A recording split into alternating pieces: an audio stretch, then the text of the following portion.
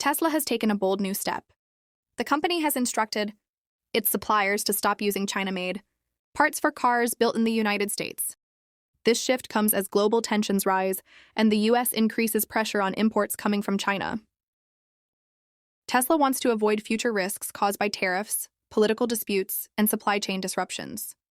So Tesla is now shifting to suppliers in Mexico, Vietnam, and Southeast Asia.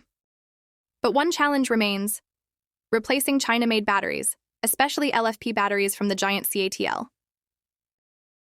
China still dominates global battery materials, making it difficult for Tesla to fully move away. Still, Tesla believes supply chain independence is key for long-term stability and lower risks. This decision may reshape how electric vehicles are built in the U.S., creating a new, more resilient future.